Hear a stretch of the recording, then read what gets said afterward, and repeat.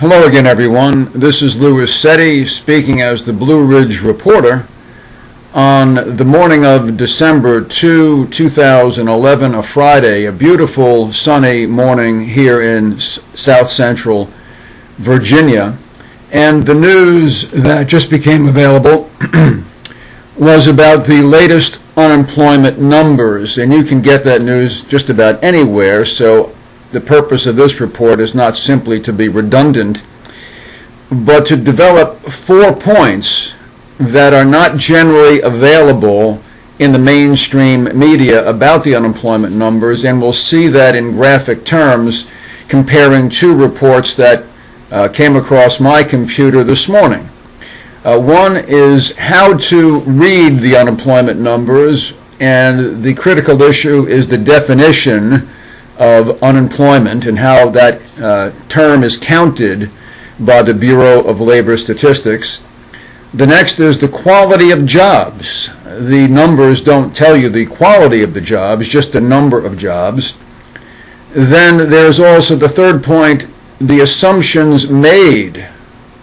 The unemployment figures include certain assumptions made by the Bureau of Labor Statistics.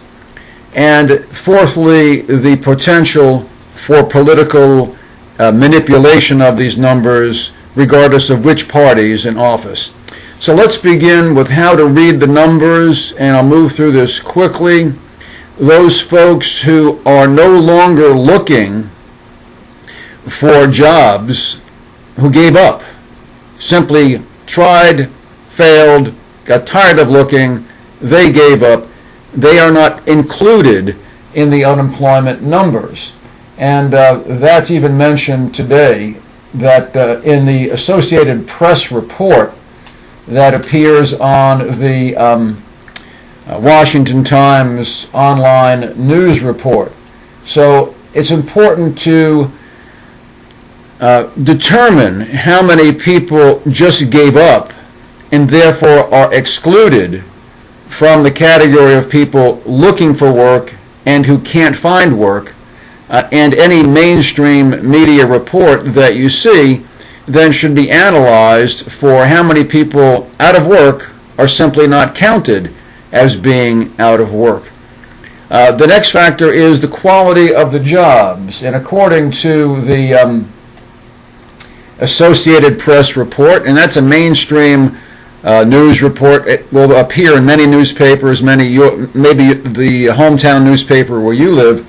It mentions that more than half the jobs that were added last month were added by retailers, restaurants, and bars. So these are all, much of these are in the service industry, bars, restaurants, and also retailers for the Christmas season. So these will be temporary jobs regarding the retailers, I assume, in many cases. And the quality of the jobs must be seen in terms of the quality of employment that's available at restaurants and bars. And half the jobs added last month came from those professions, those lines of work. Last month, employers were said to add 120,000 jobs, and that was celebrated as a significant number and moving down the unemployment levels from 9% to something less than 9 to 8.6%.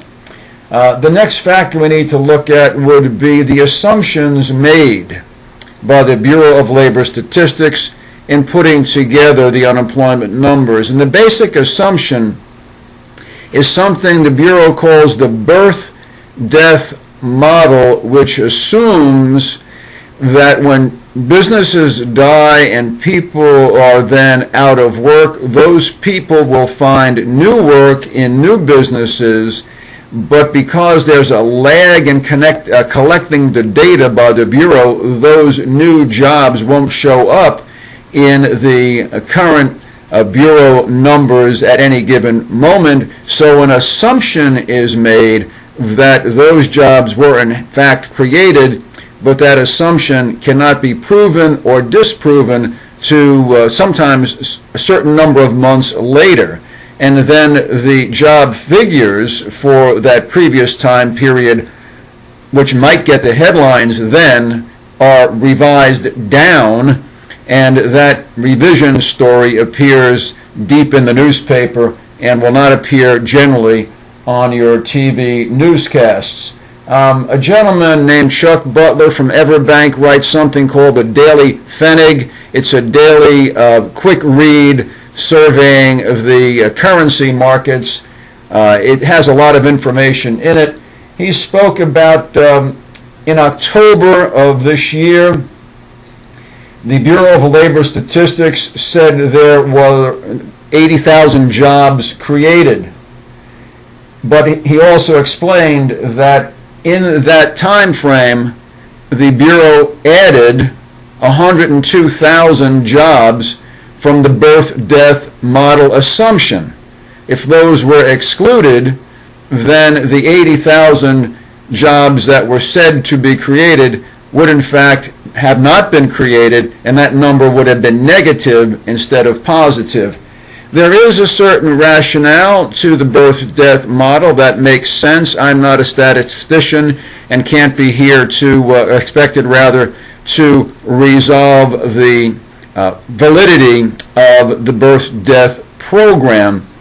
In a rising economy, that very well may be more applicable, more meaningful, because as certain businesses close, but in a rising economy, other businesses would be created, and therefore one could assume that people would be added into those new businesses before the Bureau gets the data. But in an economy like ours, that is a questionable assumption.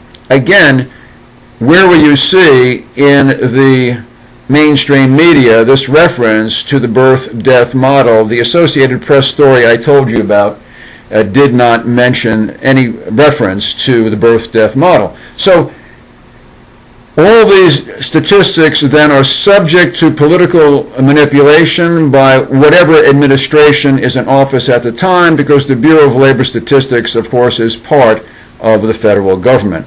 Okay, just that quick tour through the unemployment numbers and how to read them.